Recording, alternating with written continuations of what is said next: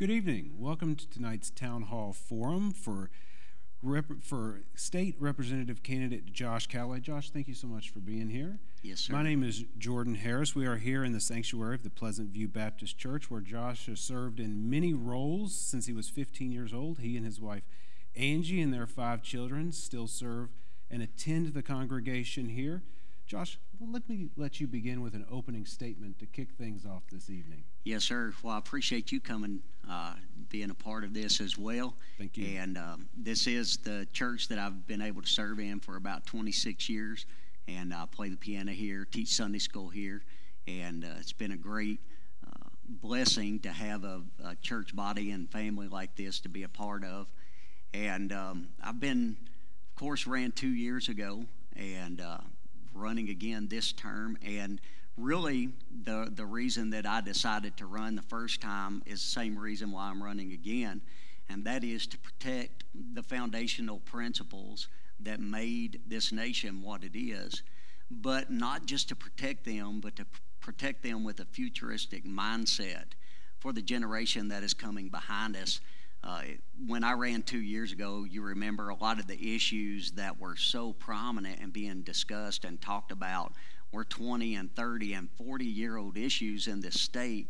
Yeah. And the question came to my mind, why are we not addressing these things for the future? It seems like we either kick the can down the road or we focus on today. But my life in this ministry, as well as out in the public, has focused around youth, and that is a passion of mine. That doesn't exclude anybody else. I think that everybody can rally around that fact that we have generation coming behind us that deserve the opportunity to enjoy what we have enjoyed.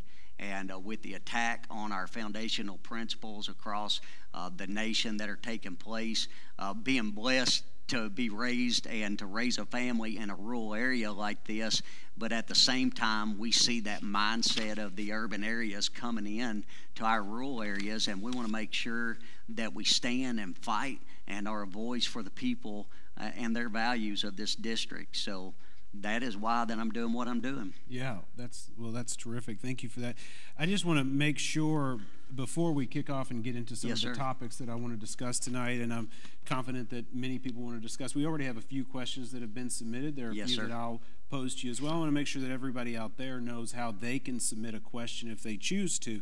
If you would like to pose a question for Josh, and this is all about you. We are 1 week till Election Day right now. We have 7 days before the final days to go to the polls. Early voting has already begun here in Kentucky, right here in Breckenridge, Hancock, Hardin County. Early voting has already begun. This is all about you this evening. If you want to pose a question for Josh, the way to do that, call the number 270-756-0061. There will be somebody happy to answer the phone and pass that question on to us. If you would rather email a question in to us, you can do that at info@joshcallawayky.com. info@joshcallawayky.com. Send us in your questions. Josh, let me begin with a topic that I know is on the forefront of a lot of voters' minds, and that has to do with the protests that we've seen throughout the summer, that we have, the violence and the riots. Just last night in Philadelphia, 30 police officers were injured in a riot. 30 police officers were injured last night. It has been a summer filled with these conversations, and Kentucky has been on the forefront of those conversations in so many ways because of the Breonna Taylor situation in Louisville. Whoever is the next representative, the state representative for this district, is going to have to go to Frankfort and wrestle with some of these issues in the next legislative session. The only pledge that you've taken as a candidate for this spot is that you will not defund the police. Why was it important for you to make that pledge? There's a couple reasons why it's important. First, I would say about the people of this district. I've knocked on multiple doors, thousands of doors that we've been knocking on just in the last few months.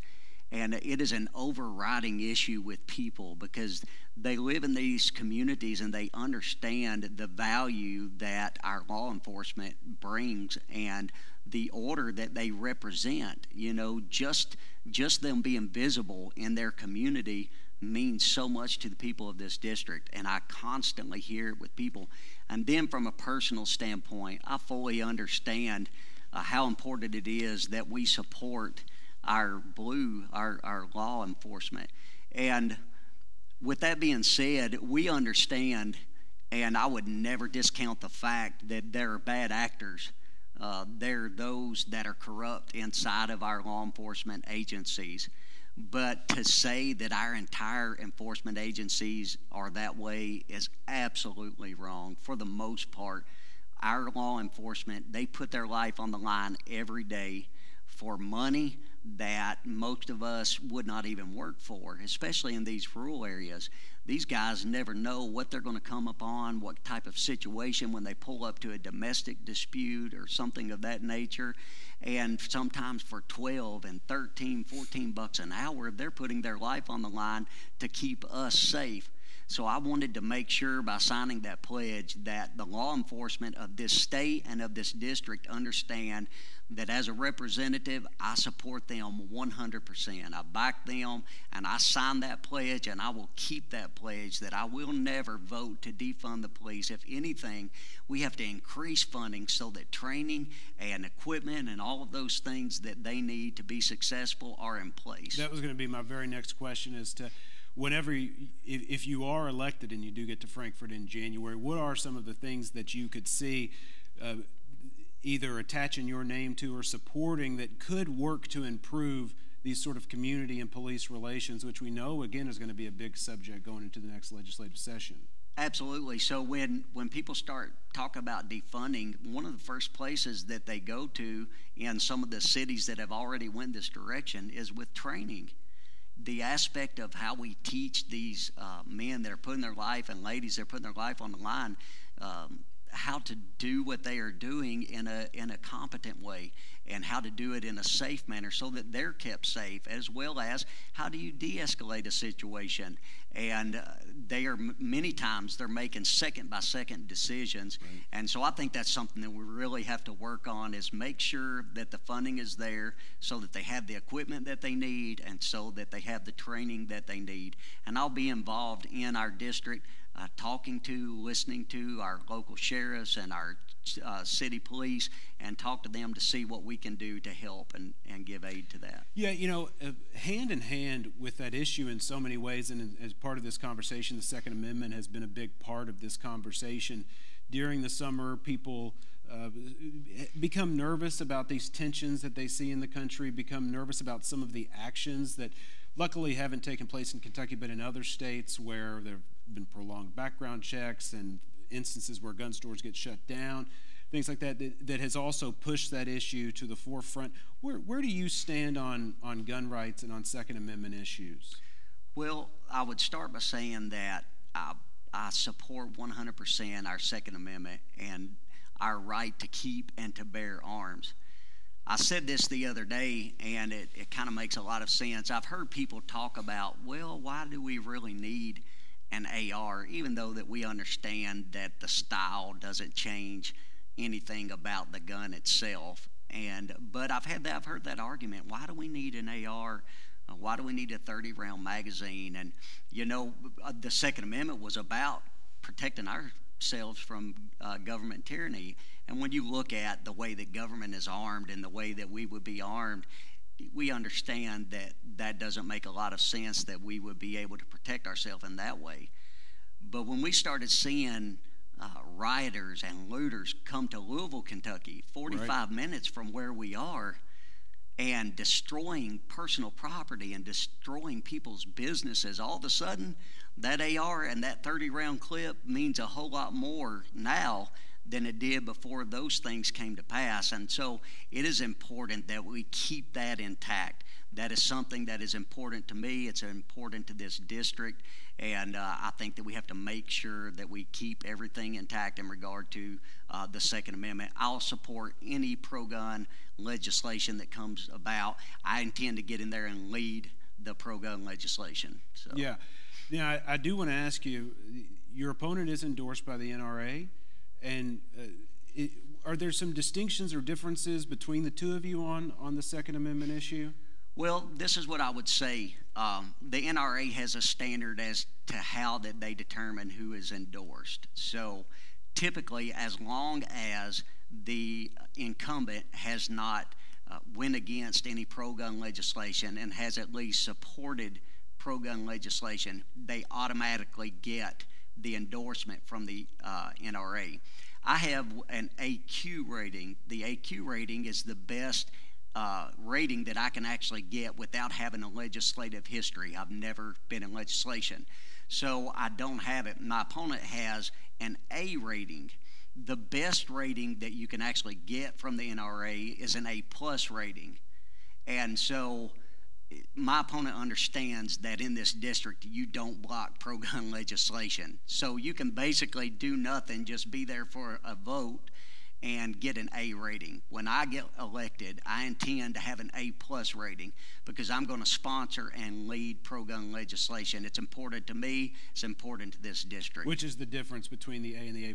To get the A+, you have to sponsor legislation. And so you're saying you're going to take that extra step. You intend to even sponsor That's legislation. Correct. So NRA says that you do not get an A+ rating unless you have actively been leading pro-gun legislation. Gotcha. Yes, sir. Let's get to some of the questions that have been submitted to us. We already have a few, and we encourage people to continue submitting these questions, continue reaching out. If there are questions that you have for Josh, we definitely want to hear them. We're eager to hear them. This is the first question that we got, Josh. This is from someone who's a viewer.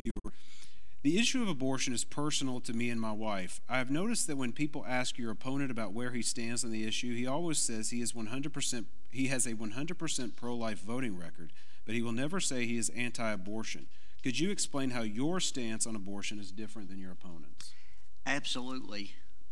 So when you think about that, if somebody asks you, are you pro-life, and someone answers, well, I have a 100% voting record on pro-life legislation. So I guess my question to you would be, would you ask me if I'm pro-life? And that would be my question to you. And when you ask me, I'm going to say yes immediately. I'm not going to wait till you finish the question because that's a yes or no question. If you said, Josh, are you pro-life? And I said, well, if you elect me, I will have a 100% voting record. Let's test it out just for clarity. Okay. Josh, are you yes, pro-life? Look, absolutely. Couldn't even finish the question. Absolutely. Yeah. And that's what I want people to understand. That's what contrasts and makes the difference. If I said, well, if you elect me, I'll have a 100% voting record on pro-life legislation, doesn't answer the question about who I am and what I am. People ask me, say, well, you claim to be pro-life. It's not a claim. Pro-life is who and what I am. And here's a way that I think that I can make it clear so you can see where I stand on it. We had several pro-life bills and pro-life legislation that has come through our legislation in the last couple years. It's been amazing what our state has done, our legislators have done on this issue, setting precedents really for the nation with a lot of these bills.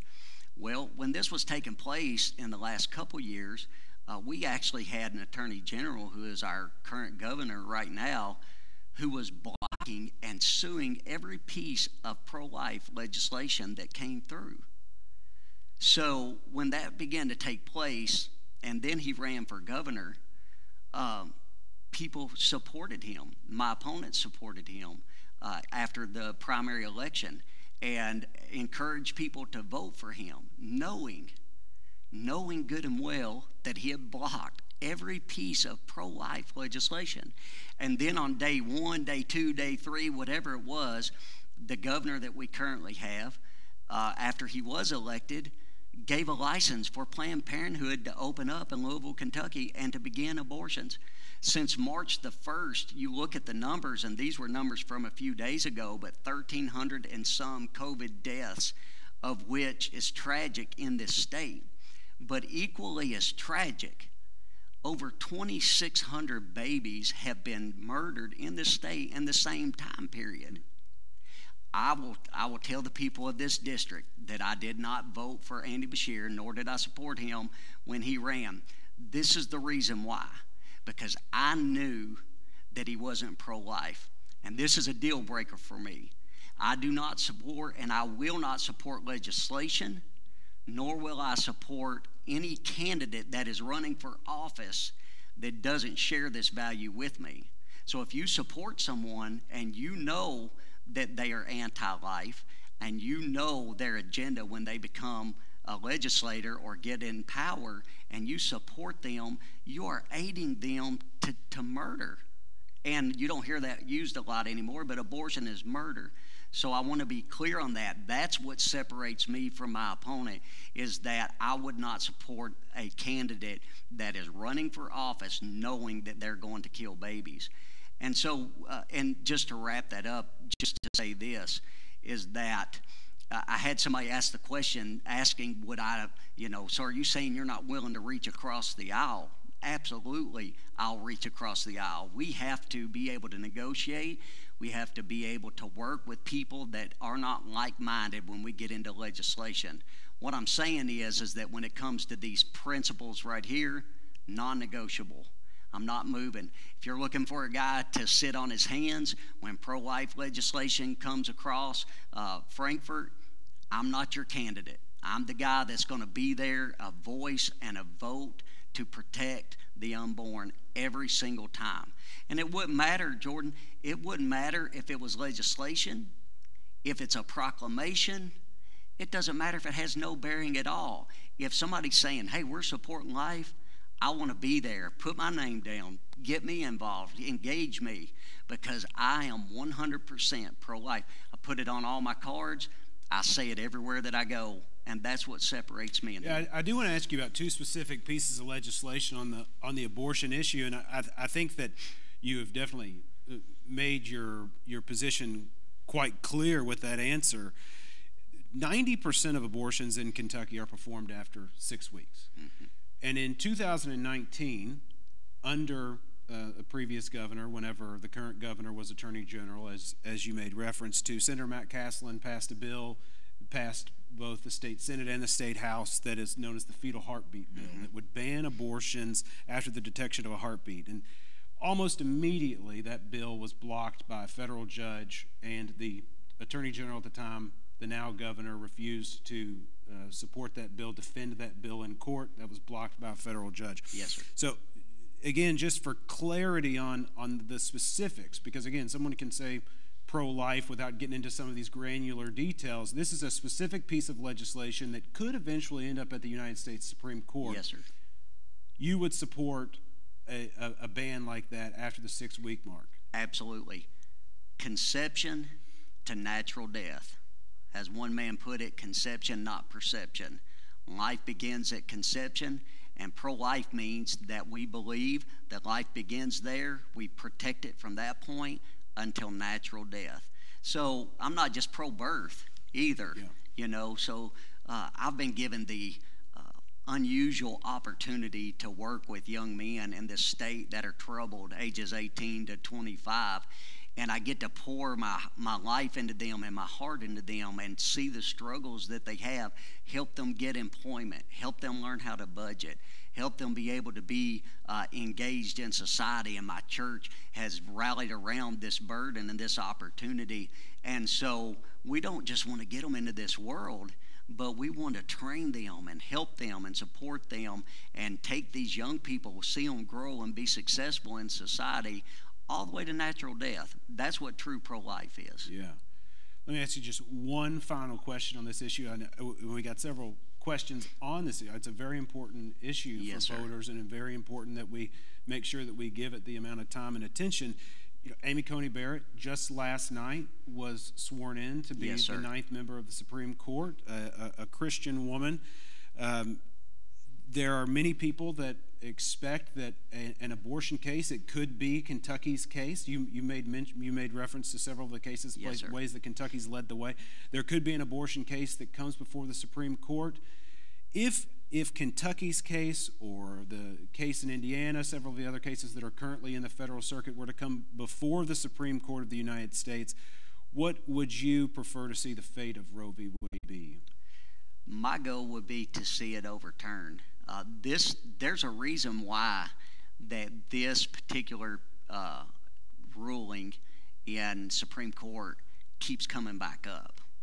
There's a couple reasons why. One reason is because we understand that abortion is murder.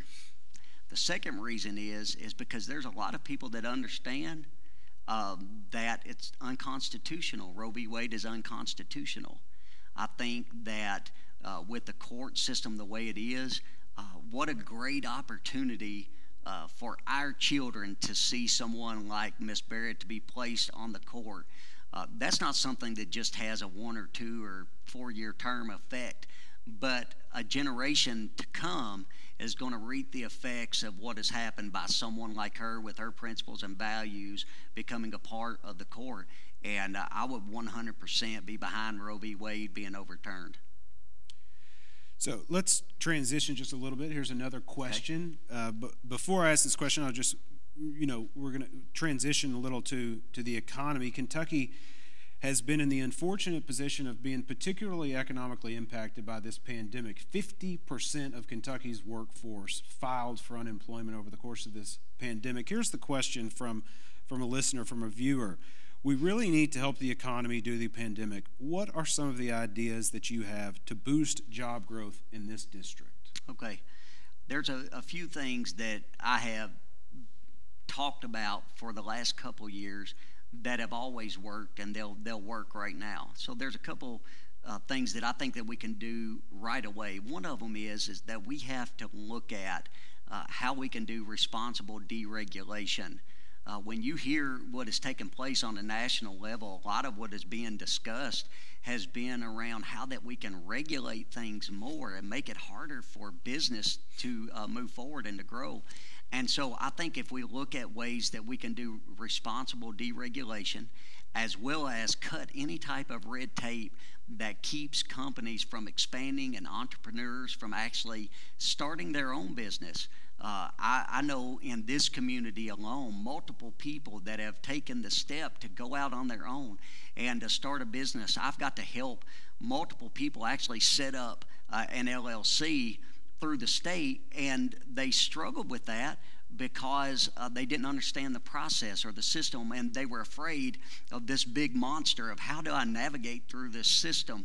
And so anything that we can do that does responsible deregulation, that we cut red tape, that we allow this economy to move forward again and to grow and not be hampered down.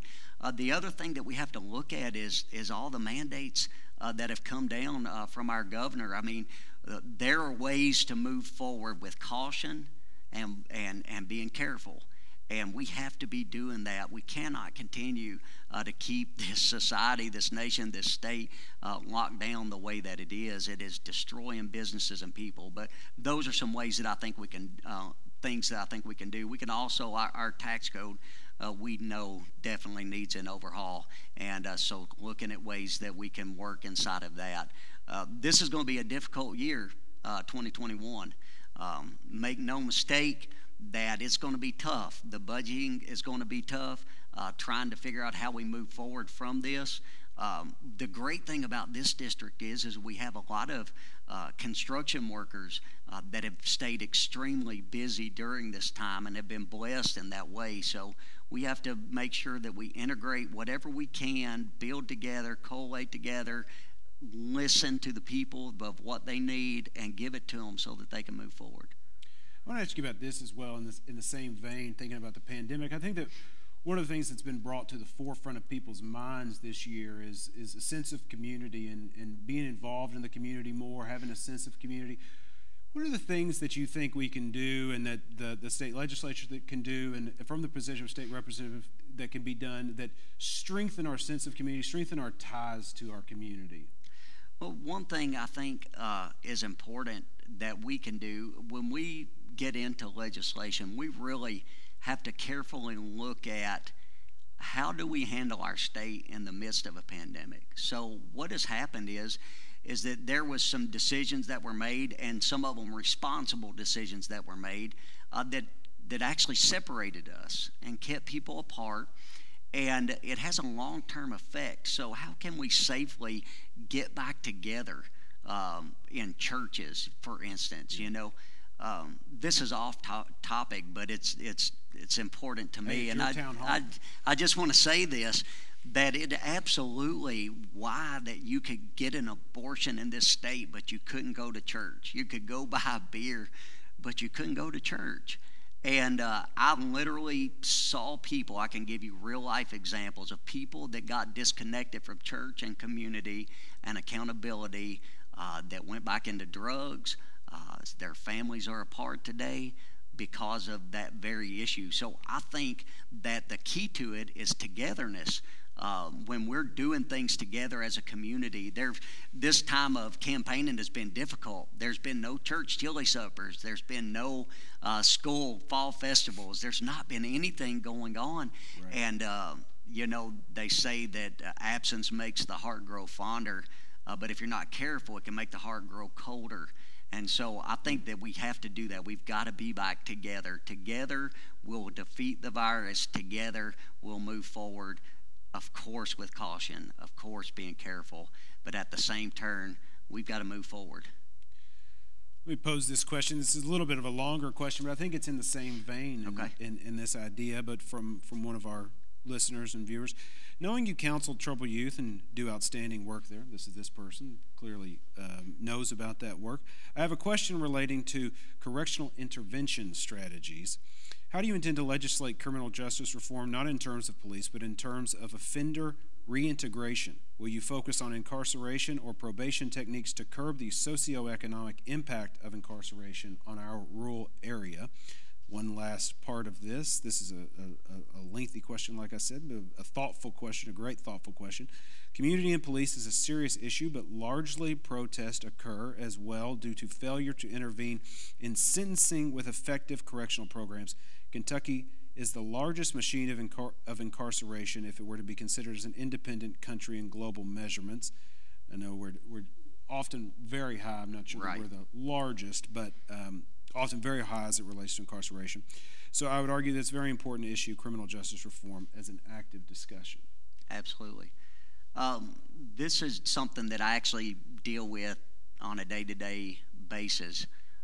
I've seen it time and time again. And to be honest with you, what I've seen is the broken side of the system. So there's a lot of times that people are incarcerated, they are let go for whatever reason early, but there's so many stipulations around when they are let go and things that they have to do. For instance, I've had young men that have come into our home that have been released on probation, and these young men have absolutely no family that cares about them at all. Some of it's their own fault, I get that, but they have nobody that is concerned that they're even alive. That's a fact. They have nothing to their name, no car, no transportation, no job, and they get out and they owe restitution, so they have to work, they have to hold down a job. They have to show up to classes on a weekly basis sometimes. They have to show up to probation weekly, most of the time on a monthly basis. They are set up to fail. There's absolutely no way without an intervention of somebody and them receiving that intervention that they can make it. They're going to go back to the same thing because the system forces them back into the same thing. So we have to look at this reintegration and how we do this. And this is beyond government, in my opinion. I think that what we have to do, we have to look at ways that we make it easy for communities and faith-based groups to do this. The government doesn't have enough resources to meet the need. The need is great. You get involved in it. There's men in our community that are involved in it. Our pastor had been burdened for years seeing young men as they come up, and a lot of times it's young men. That's been the epidemic that our society, our generation has seen. And so it's so important. That will be a drive of mine. How do we make it easy for somebody to start an organization to help people? I don't think government can fix it all. I think communities have to see the need, and they have to realize that they have the ability, and churches have the ability to help meet the need. And so how we deregulate that, keep the government out, make sure it's ran right, but keep it out so that they can move forward and realize we can do this, we can help people. And there's a lot of people that want to help people, but they are afraid of what would happen if something goes wrong, if an accusation is made. All of those are risks that you take when you try to help people. We help people with problems, with severe problems. And so to understand that you can do this and that there's a system that is behind you to enable you to do this is something that I'll drive forward when I get in legislation. Here's another question right in line with exactly this same topic. Question from a viewer. The opioid crisis is no longer just a big city problem. This problem is now in our small towns and communities. What will you do to help the drug problem in our district? This kind of goes back to the same thing. One is that access is a problem. And we know that law enforcement has to be empowered to enforce the law. And if you look and you listen to what has taken place on the left, and I understand some of the decriminalizing certain things and some of the mindset that is behind that. But at the same turn, there are people that are not addicted that drive this drug scene, that make millions of dollars. So we have to make sure that we go after those people that are driving that. At the same turn, we have to make sure that we have places in our communities that people know that if they have a problem, that there's somebody there that's going to help them.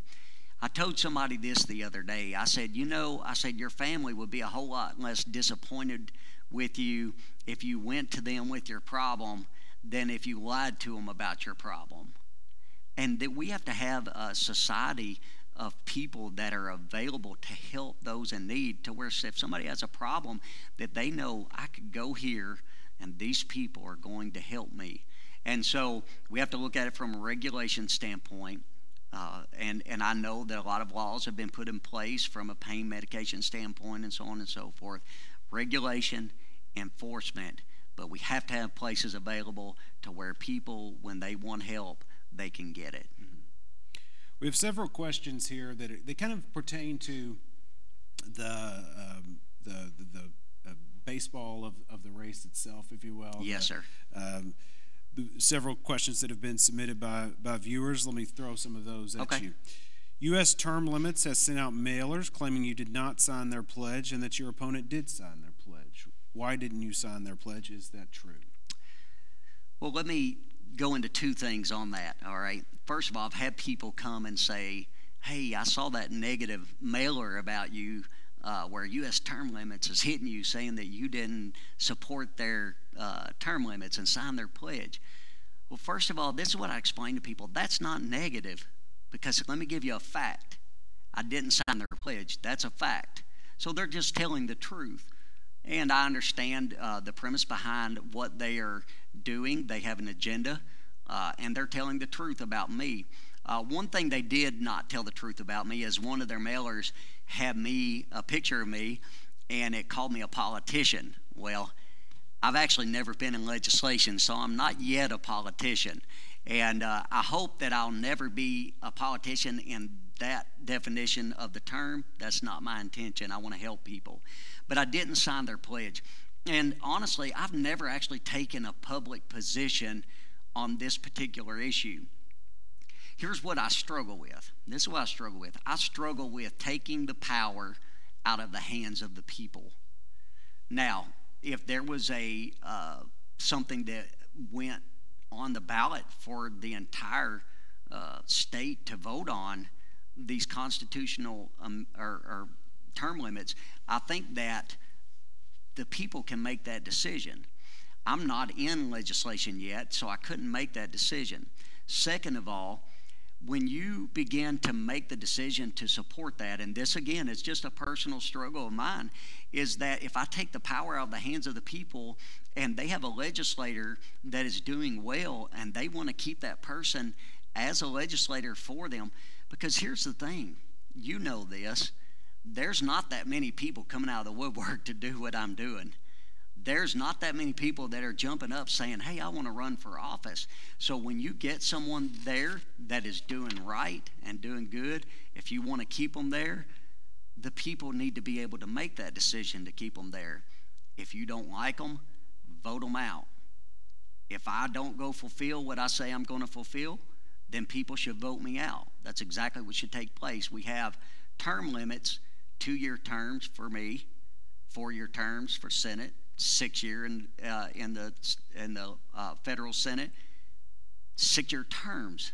At the end of that term, If you don't like the guy, the lady, vote them out. Vote somebody else in.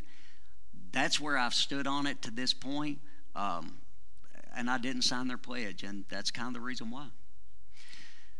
Let me say this. Go ahead. Let me say this, though, in regard to negative, for people that are listening, and I've had people that have taken up for me and, got on social media and said, this is negative. Facts are not negative.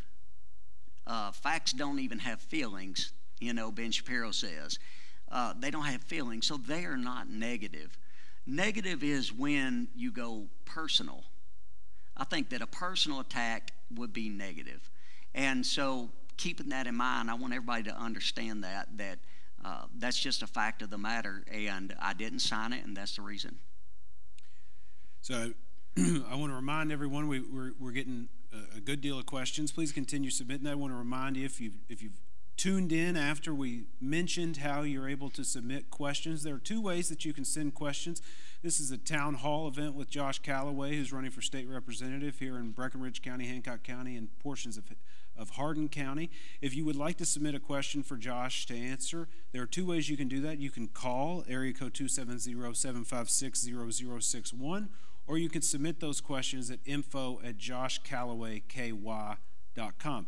Josh, here's another one of the questions that have been submitted to us by a viewer. I think this is an issue that is extremely important to a lot of families. Okay. The pandemic has greatly affected our children, and they are not being able to attend school, and now only part-time. This is terrifying for me as a mother. The children in our state are being done a disservice.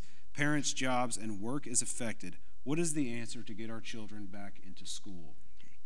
The number one answer to get our children back to school is called common sense, which is something that has went by the wayside in this day and hour in which we live. Common sense is the way to do it. So we have a lot of things that would help us get our children back to school. One of them are statistics. Statistics tell us that our children need to be in school. Statistics tell us that as an average, that kids are not going to be majorly affected by this pandemic. I could give you a personal illustration.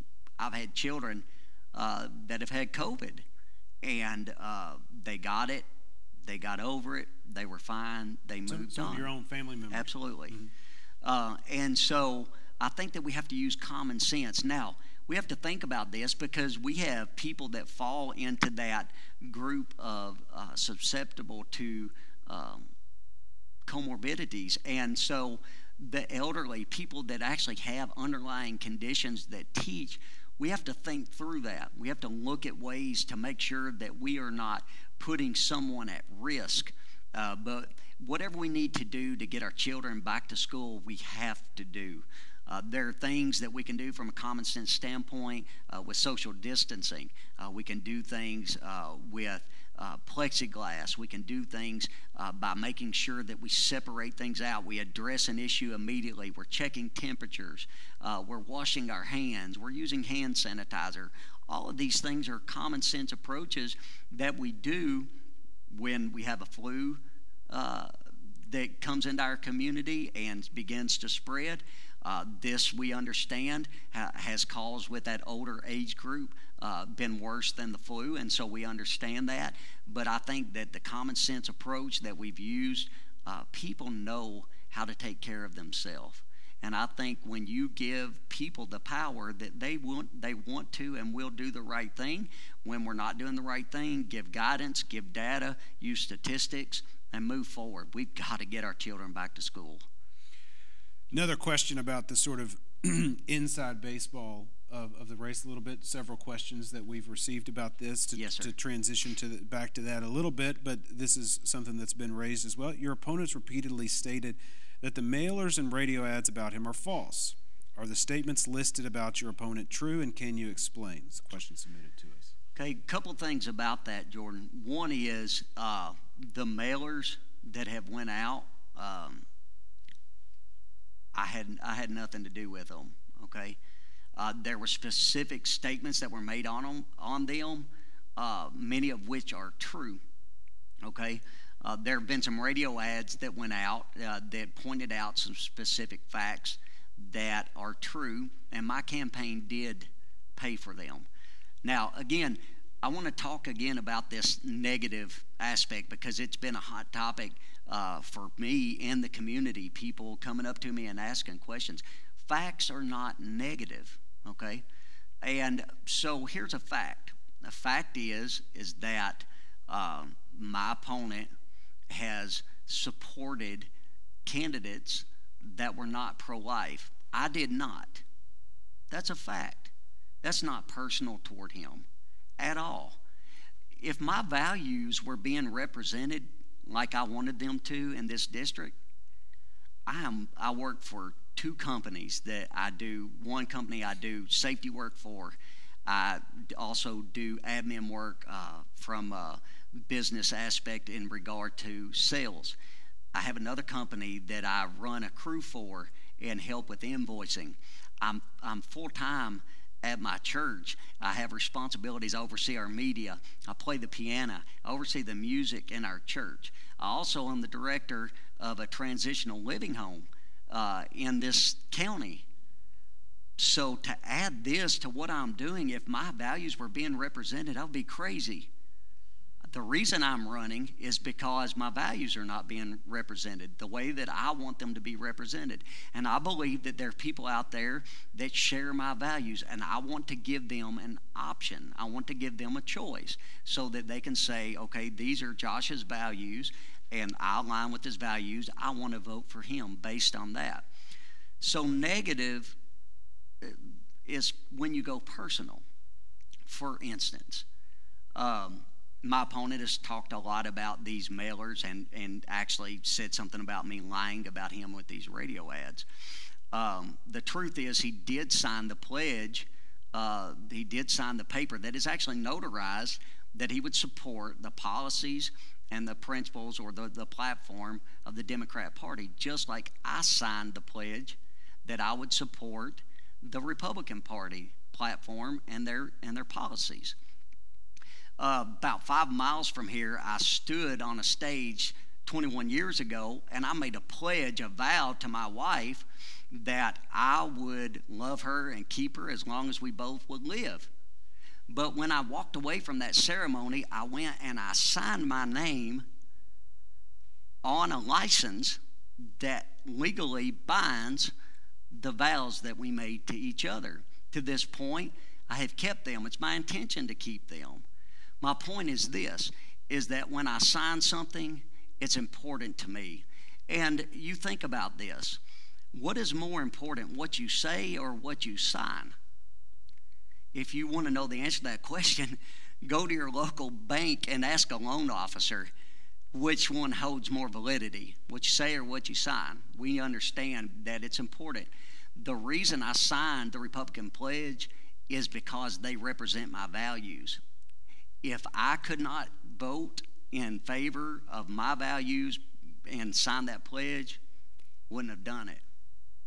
So when I look at those radio ads that went out and it says pledge to support, that's what I'm talking about. Sign it. If you didn't mean it, you shouldn't have signed it. You signed the pledge to support term limits. Did you mean that? That would be the question I would be asking. Which pledge can you sign and mean, and which pledge can you sign and not mean? All right? So that's not negative. Negative would be like when my opponent actually called people in this community that put my sign up and said, hey, can you why do you have Josh's sign up? Would you take his sign down? Or on his personal Facebook page, when people get on there and say, Josh is a member of a cult, which he can actually delete, of which I do when people put a personal attack on him on mine. Josh is not a Christian, and he claims to be a deacon, which I'm not a deacon. I'm just the piano player here and a preacher, but I constantly see that. That could be controlled. That's negative because it's personal. But thankfully, I'm thick-skinned. So you don't hear me whining about those things, because when I get to Frankfort, Jordan, it's not going to be easy. To stand for the truth is not easy. But the truth is always right. And so you have to be thick-skinned. You have to have a backbone. You can't whine and cry.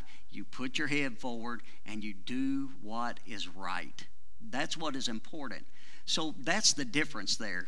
Negative is the personal attacks that he's allowed against me. Facts that I've placed out there, I can back up, substantiate. They're not negative. They're just facts. I want people to know what their choices are, and I want them to know where I stand, where he stands. Another question submitted to us by a viewer. I feel like our governor has promoted fear in our state. People want strong guidance during a time like this. What could be done differently to offer reassurance and calm the fears that people have during this time? Well, one thing, and I thought about this the other day, if every single day, every day, we got on the news 3, 4, 5 times a day, and we talked about every car crash and every fatality that happened, you know what would happen after 2 or 3 days? People would be leery about going and starting a car up and heading down the road. We promote that. We promote that. And this is my personal belief, and you may even disagree with me, but I believe there's an agenda that's behind that. That fear that is promoted is to control a narrative. It is to control the society. It is to be able to move people in a direction whenever you don't have the power over them to move it. And fear is a great motivator, but it also has done a great disservice to this nation and to this state when you're constantly hearing about it and you never talk about the good. Because here's the good thing. We've made progress with our medications and our treatments and our therapeutics. Why do we not talk about that? The mortality rate from when this virus started to where we are now has changed dramatically, drastically it has changed. Why do we not talk about that? Children get COVID, and we have so many success stories in this nation and in this state of children that have recovered from COVID. Why do we not talk about that? Because we're headed toward a vaccine. We're headed toward better therapeutics. So we get through this together. We have to keep a positive mindset. That doesn't mean you throw common sense out the window. It just means that you have to attack it with a positive head-on mindset. You know, coming out of this virus, and even coming into the next legislative session, we're going to move into one of the most unprecedented legislative sessions in the history of the Commonwealth. Yes, sir. There are unique budget issues, there are unique economic issues, there are unique education issues, all of which we referenced. We know that over the course of this pandemic that drug addiction has increased, that drug overdoses have increased, that suicides have increased, divorces have increased, all of those factors. How would you go about prioritizing the issues that are going to be your focus in what is a very limited amount of time? In 2021, if you were to become state representative, it's a 30-day legislative session. It's a short window of time. How do you go about prioritizing which of those issues are elevated in importance and how you tackle those things? Based on the previous question and something that you just made a reference to just a second ago, you know, there was a statistic that came out not too long ago that said 1 in 4 teenagers have contemplated suicide during this pandemic. That blew me away, that our young people see such hopelessness in the middle of this pandemic and what is going on. And again, I think a lot of that has been promoted through fear. But I think that one is that you have to focus on life. There's nothing that is more important than life. So when you're looking at budgeting and legislation, how are we protecting life? Whether it's from conception to natural death and everywhere in between. I think that our youth and our elderly have to be focused on. So how do we protect our elderly from what has taken place with this virus, and then how do we get our youth back in school? I think our budgeting has to look at that. I think we have to use, again, common sense with how we approach that, but I think we have to focus our budget in that manner, our youth and our elderly, and then come together in between with the other issues that are going to come up. The other thing that we have to do is we have to keep promises that we made. So we have made promises in the past to people, and we have to look at ways we keep those promises, from the pension issue and everything else. I would be kidding myself and everybody else to say that hard choices and decisions are not going to be made in this legislative session around the budget. Things are going to have to be cut. People are going to be disappointed. But you have to prioritize around life, around the elderly, and then getting our children back to school. That is a priority. Yeah. Let me ask you this. You're obviously religious. I think everyone in this community knows how deep and important your faith is. We are here at your church. Right over your shoulder is a piano where you play here. How should a representatives or any public official's religious identity and religious affiliation affect the way they approach issues? Well, it's actually easy for that to happen. And I say that because of this. If you look back at the founding of this nation and our Constitution, it was written by men that had a biblical worldview, that had a biblical mindset, that understand biblical principles. I always think about the Ten Commandments, thou shalt not steal. Well, there's a law that says if you steal, you go to jail. Where did they come up with that thought process and that idea? And so it makes it easy to do that. I believe the Bible. I believe the Bible is final authority. And I believe that I should never vote on anything that would violate biblical principles. And you know what?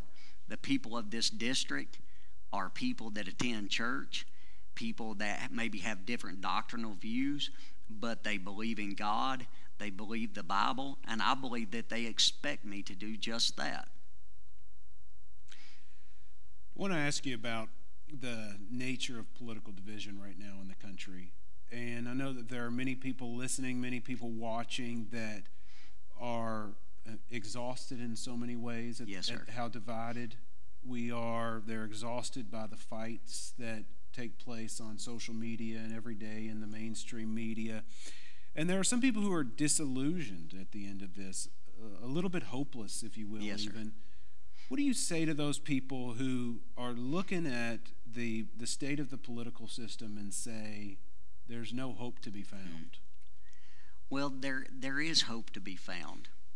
And the reason why I believe that there's hope to be found is why I'm running. Because we have become so partisan and so political that we have lost sight of principles.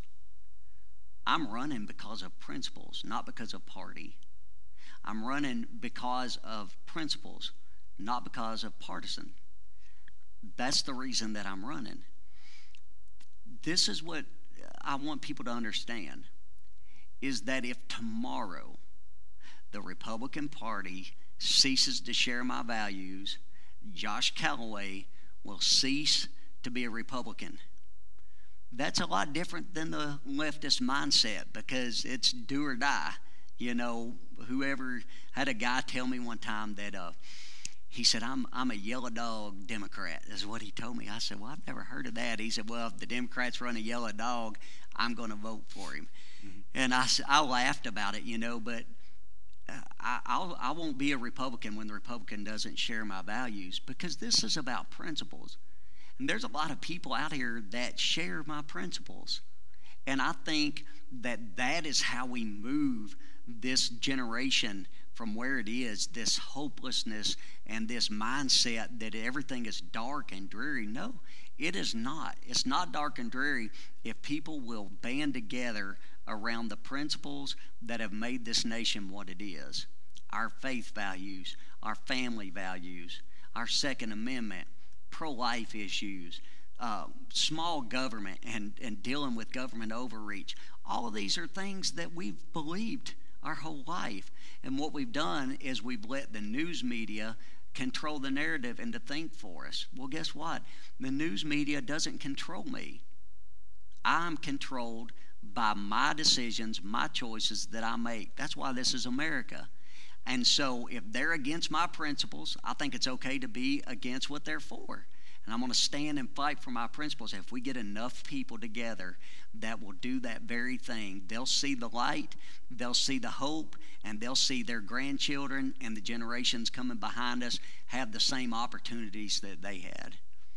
I don't think it's all that bleak. I think we're on the greatest opportunity to move forward with our conservative values and principles and our faith than we have ever seen in this generation. Now, anything can happen. We got a week, and we got a national election that's going on, and I don't think there could be any more stark of a contrast than what there is in this election. I think that's why it's so important that people get out and vote. Make sure your voice is heard. Make sure that your principles, when you vote for that candidate, don't ask yourself, do I like him? Do I not like him?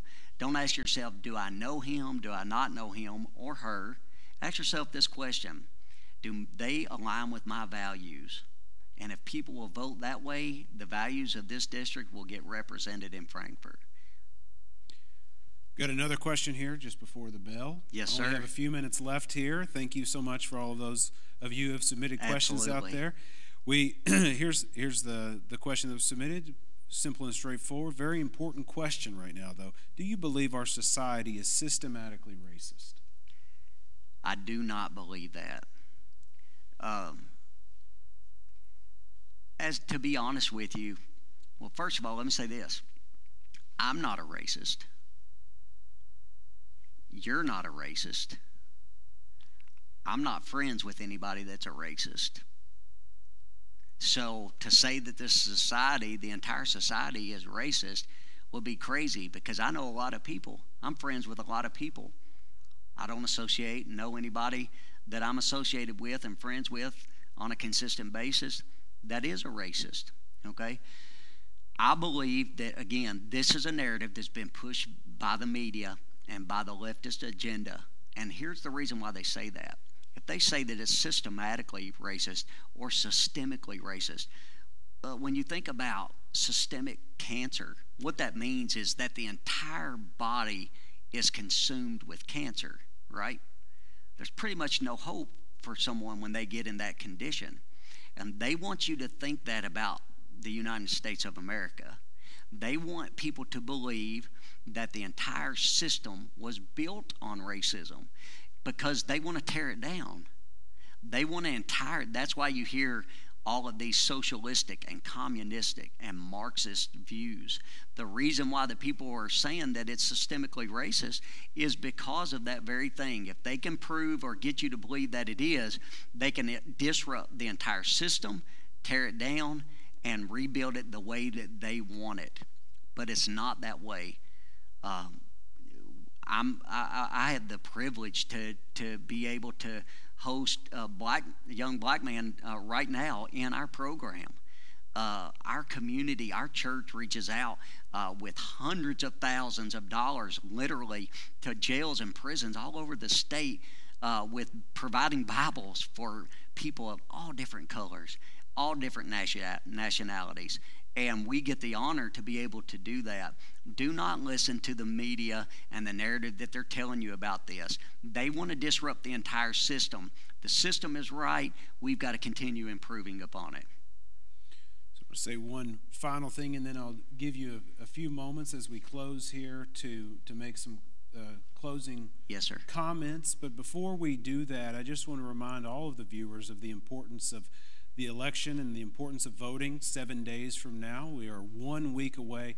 We hear a lot about the importance of the presidential race. Obviously, there are stark differences between the two candidates for president. Obviously, there are stark differences in the U.S. Senate race that is statewide here in the Commonwealth. But understand the importance of these local races. In 2018, 5 races in the Commonwealth were decided by fewer than 20 votes. This is an issue where each vote is extremely important. These are elections where each vote is extremely important. Early voting has already begun here in the Commonwealth. You can vote right here in Breckinridge County already. You can vote in Hancock County. You can vote in portions of Hardin County. Make sure that you take advantage of this. These local races are exceptionally important for that purpose. With that, Josh, I want to give you the opportunity. We are at the hour mark here, but I want to give you the opportunity to make some closing statements and whatever else that you would like Yes, to sir. say as we finish up. Well, I here. would like to thank you for coming and for hosting this and moderating it for us. It's great to have you back in Breckinridge County. I hear a lot of people in the community that I've talked to about you, and they're very proud of what you've done and what you've become, and it goes to show that this is a great district, that if you want to succeed, you can. And so I appreciate you doing that. And I echo what you said. I believe that this is the most consequential election that we have ever seen. I know that I've seen in my lifetime, but I'm hearing 80-year-old men that are telling me the very same thing. It's very important that you vote. You can vote right now. You can go to your county clerk's office and these places that are set up. On November the 3rd, you can get out and vote. Let your voice be heard. The race in Meade County was decided by 6 votes last time. The race in Davis County was decided by 1 vote last time. Let's make sure that our voices are heard and our values are represented. I think that's key. That's important. Thank you so much, community, for involving yourself in this tonight, and God bless every one of you, and we pray for Godspeed for each one of you. Pray for us as well, those of you that that God would have His will and way in this election that is coming up from a national standpoint and in this state. Thank you, Josh, Thank you. Thank you so much for tuning in. Thank you for being with us. Thank you.